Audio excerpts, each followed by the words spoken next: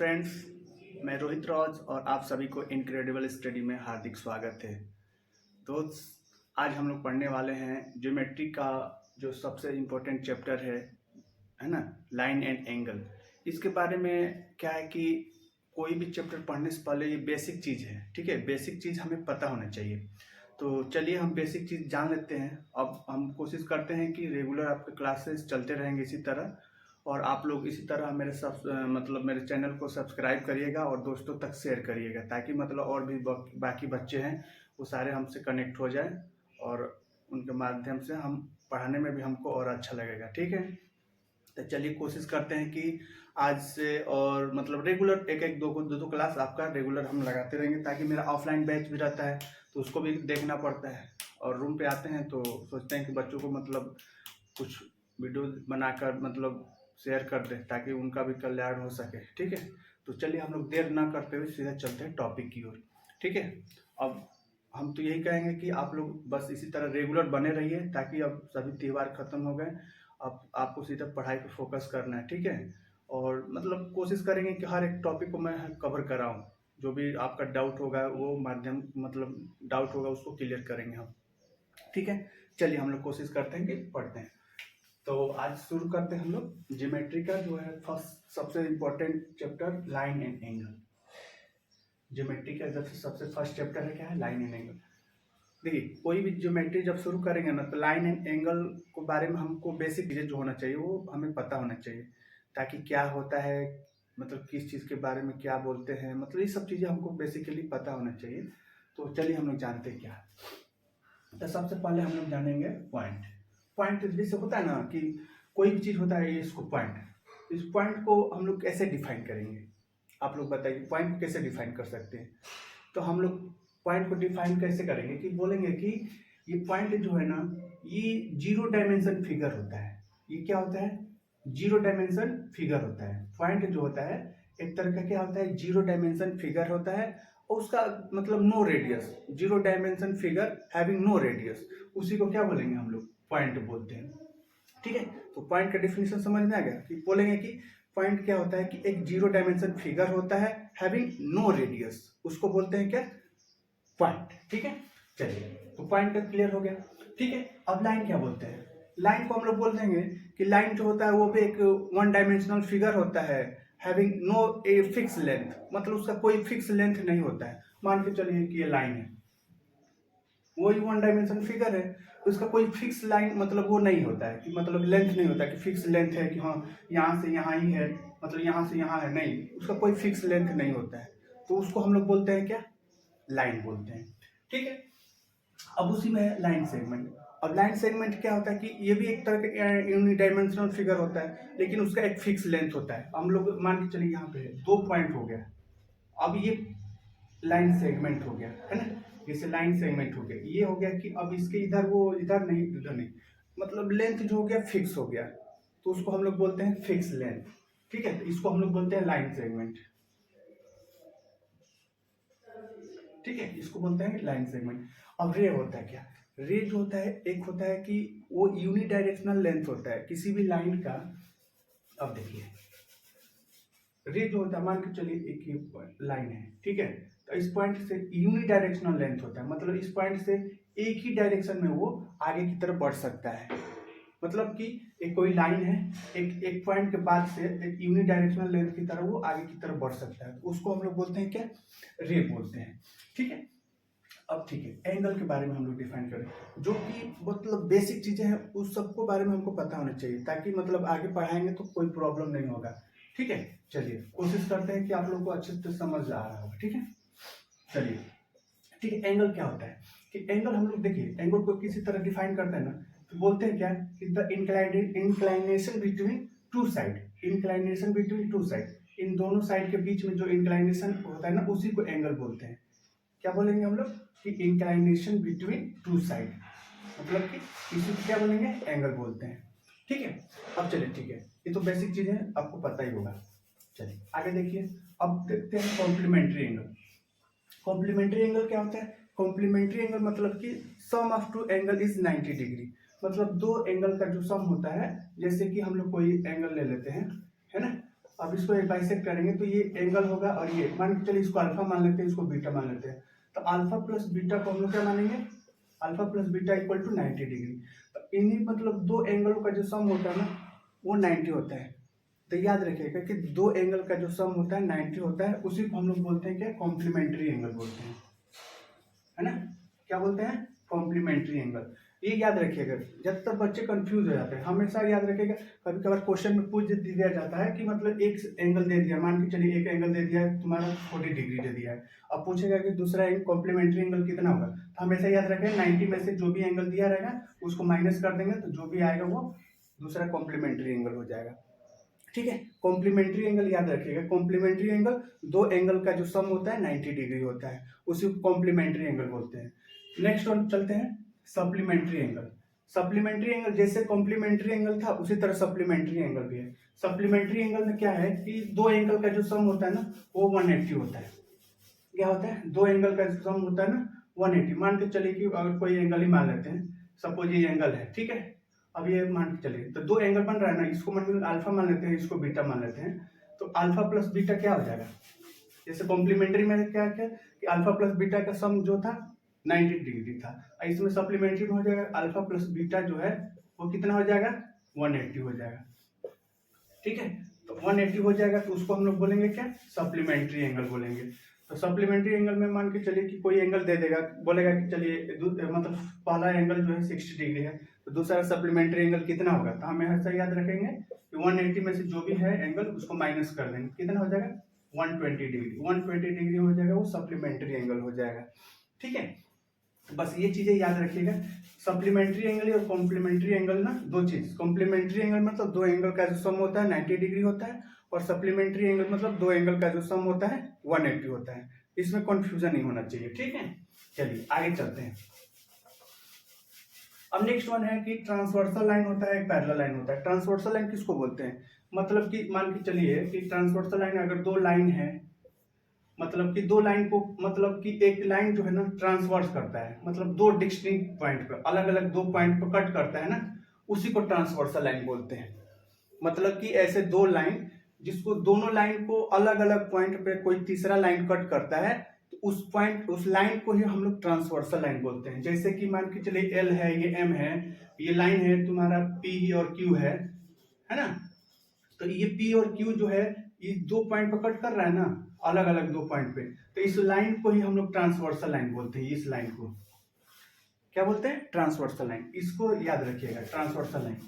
और parallel line क्या होता है, पैरेलल लाइन की मतलब कि अगर दो एक दूसरे को मतलब कि कभी भी इंटरसेक्ट ना करे, एक दूसरे के पैरेलल हो, मतलब सेम लेंथ हो लेकिन कभी भी इंटरसेक्ट ना करे, तो ये दूसरे एक दूसरे के क्या है, पैरेलल है।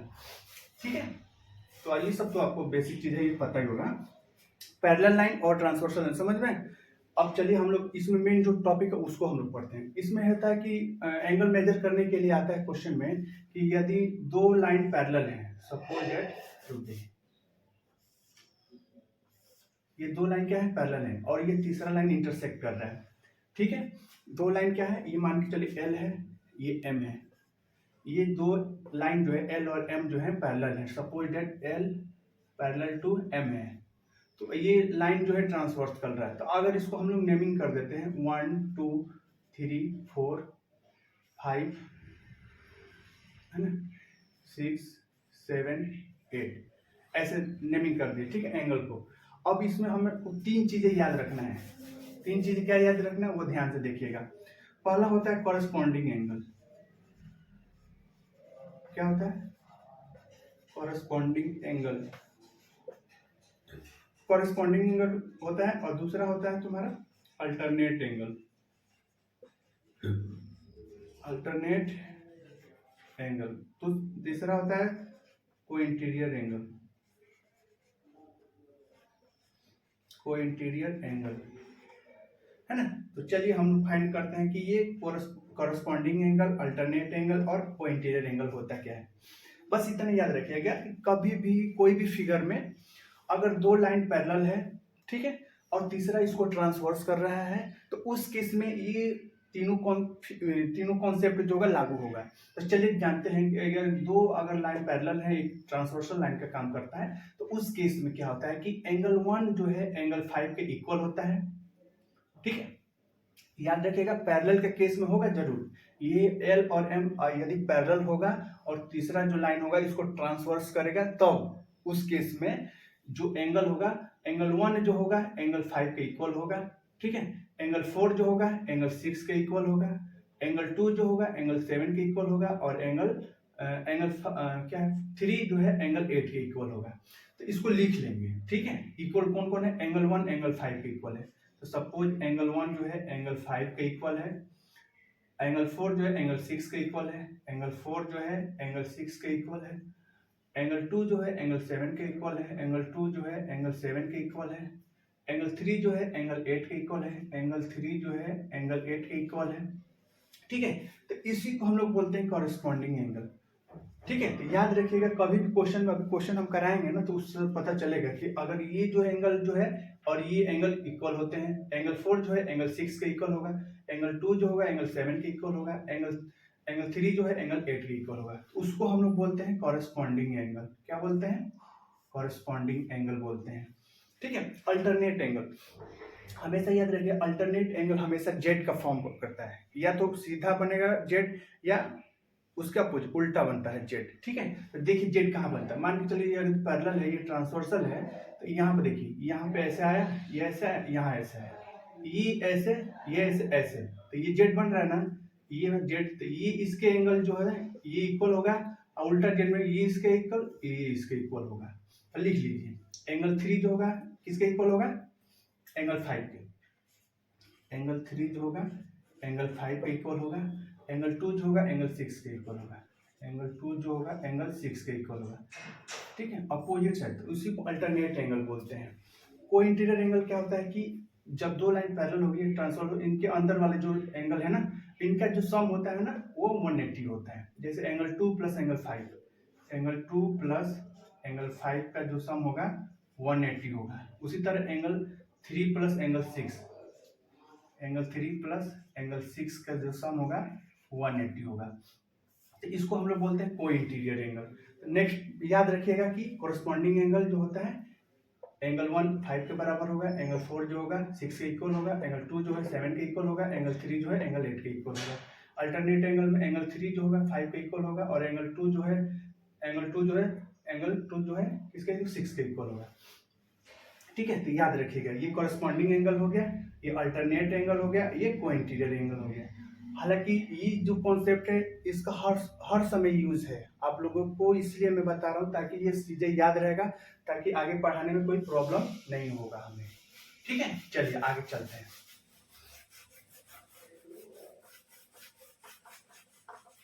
आगे देखिए, ठीक है, अब चलिए आगे देखते हैं। अगर मान के चलिए कोई दो फिगर है, ऐसे फिगर है ना, अगर कहीं भी एक इसको इंटरसेक्ट कर रहा है, सपोज डेट इसको मानते हैं अल्फा मान लेते हैं, ठीक है, इसको बीटा मान लेते हैं, ठीक है, इसको बीटा मान, और इसको क्या मानते हैं हम लोग, गामा मान लेते हैं। ठीक है, और एक कॉन्सेप्ट याद रखिएगा कि फिगर में कि अगर दो लाइन इंटरसेक्ट कर रहा है, ठीक है, दो लाइन अगर इंटरसेक्ट करता है तो इसका अपोजिट एंगल जो होता है इक्वल होते हैं, ये इसके इक्वल होगा, ये इसके इक्वल होगा, तो इसको हम लोग बोलते हैं क्या, vertical opposite angle, vertical opposite angle, vertical opposite angle बोलते हैं इसको। वर्टिकल दो लाइन यदि इंटरसेक्ट करते हैं तो इसके जो सामने का जो एंगल होता है वो आपस में इक्वल होते हैं, तो उसको बोलते हैं vertical opposite angle. Vertical opposite angle से ये आपस में क्या होंगे, इक्वल होते हैं। ठीक है, याद रखिएगा वर्टिकल अपोजिट एंगल, दो लाइन जब इंटरसेक्ट करते हैं तो उसके आमने सामने के जो एंगल होते हैं वो इक्वल होते हैं, उसको वर्टिकल अपोजिट। इसको हम लोग बोलते हैं इस तरह का, अगर मान के चलिए कोई दिया है, अगर कोई लाइन है एक दूसरा लाइन इसको इंटरसेक्ट कर रहा है, तो इस एंगल और ये एंगल, इन दोनों एंगल का मान के चलिए एक्स और वाई है ये, तो ये X plus Y equal to क्या होता है 180, ये X plus Y equal to 180 होता है ना, इसको हम लोग बोलते हैं लीनियर पेयर, है ना, लीनियर पेयर से इन दोनों का सम कितना होता है, 180 होता है। तो ये याद रखिएगा, है ना। यदि दो, एक स्ट्रेट लाइन है और दूसरा एक तो इसको इंटरसेक्ट कर रहा है, तो दो एंगल बनेगा ना, ये एंगल प्लस ये एंगल, दोनों का सम होता है 180। उसको हम लोग बोलते हैं लीनियर पेयर। लीनियर पेयर से हम दोनों का सम होता है 180 होता है। तो चलिए इसी तरह हम लोग आगे देखते हैं। ये गामा है तो ये भी कितना हो सकता है, ये भी गामा हो जाएगा। तो याद रखिएगा, जब भी किसी तरह का मतलब इसी फिगर के आकार में कोई क्वेश्चन दिया रहे तो याद रखिएगा इसको वैल्यू अल्फा होता है, इसका बीटा, इसका गामा, तो ये भी गामा हो जाएगा। तो इन तीनों का जो सम होगा ना, alpha plus beta plus gamma, इन सब का सम होता है 360। याद रखिएगा, कभी भी क्वेश्चन में अगर आता है तो आप लोग ऐसे निकाल सकते हैं।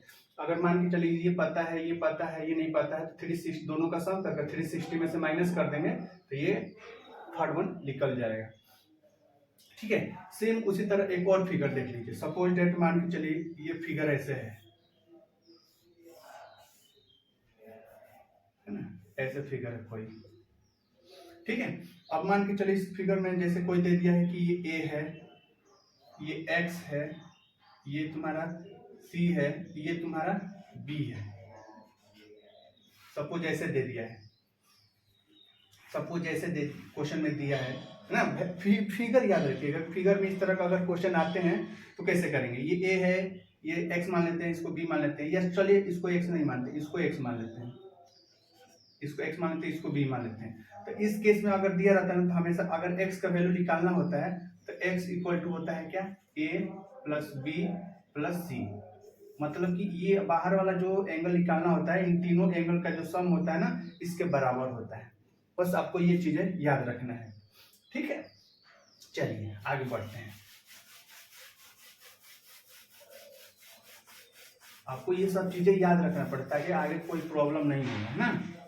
ठीक है, अब देखिए, अब मान के चलिए कि कोई ऐसे लाइन है, कोई ज्यादा लाइन है, 1 2 3 4, अगर इसको कोई दूसरा लाइन इंटरसेक्ट कर दिया है, सपोज ऐसे कर दिया है, ठीक है ना।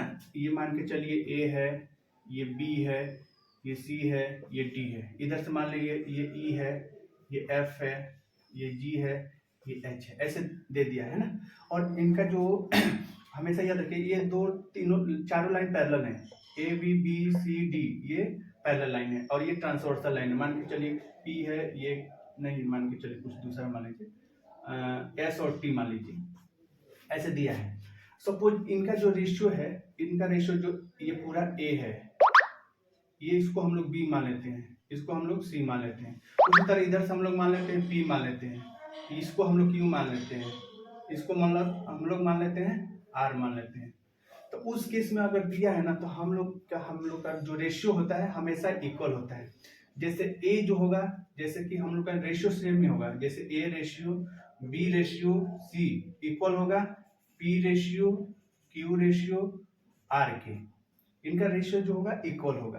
तो उस केस में अगर ए का वैल्यू निकालना होता है तो ए का अगर निकालेंगे तो तीनों का sum A plus B plus C equal होगा P plus Q plus R के। ठीक है, ये सब चीजें हैं, इसको याद रखिएगा आप लोग। अगर ऐसे अन्य बहुत सारे लाइनें रहेंगी, उनका जो रेशियो दिया रहेगा, तो उस केस में इनका जो पैरेलल होगा तभी, है ना, ये लाइनें जो है पैरेलल है तभी जाकर इनका रेशियो भी इक्वल है। तब उस केस में हम इन सबका रेशियो इक्वल होगा, तब केस में हम लोग किसी का भी निकाल सकते हैं, ए का या मतलब उसी तरह बी का भी निकाल सकते हैं, सी का भी निकाल सकते हैं, है ना। तो बस एक चीज से याद रखिएगा कि ए जो होगा A plus B plus C का इक्वल होगा, उसी तरह पी जो होगा P plus Q plus R के रेशियो के इक्वल होगा। ठीक है, इसी तरह मतलब ये सब तो बेसिक चीजें था, इसलिए मैं सोचा कि पढ़ा दूं ताकि मतलब आगे जब चैप्टर पढ़ाऊंगा ताकि मतलब आपको कोई कंफ्यूजन नहीं होगा।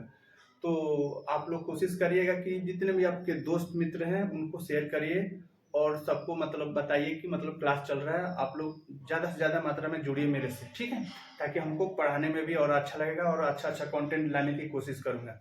ठीक है, ठीक है, और कोई डाउट तो नहीं है? नहीं, ठीक है, ठीक है। तो इस तरह आप लोग मेरे वीडियो को मतलब देखते रहिए। हाँ, कोशिश करेंगे कि हम डेली आपको 1-2 चैप्टर कवर कराएंगे, ठीक है। और आप लोगों को कोशिश करेंगे कि मतलब बेसिक से पढ़ाएं, ताकि मतलब आप लोगों को कोई प्रॉब्लम नहीं होगा। मतलब बहुत बच्चे बोलते हैं सर मतलब हमको बेसिक से मतलब पढ़ाइएगा ताकि हमें कोई दिक्कत नहीं होगा। हम कहें ठीक है, हम जो भी पढ़ाएंगे, ताकि मेरा ऑफलाइन भी बैच रहता है ना, वहाँ भी पढ़ाना पड़ता है, फिर हम अपने रूम पे ही सेटअप बनाए हैं ताकि मतलब वहाँ से बच्चों को मतलब सोचते हैं कि मतलब अच्छा अच्छा कंटेंट दूँ। तो चलिए, अगर ये मेरा आपको वीडियो अच्छा लगा होगा तो कृपया लाइक और सब्सक्राइब और शेयर जरूर करिएगा, और ठीक है, और जो भी प्रॉब्लम होगा कमेंट में जरूर लिखिएगा ताकि मेरा मनोबल और बढ़े। ठीक है, धन्यवाद।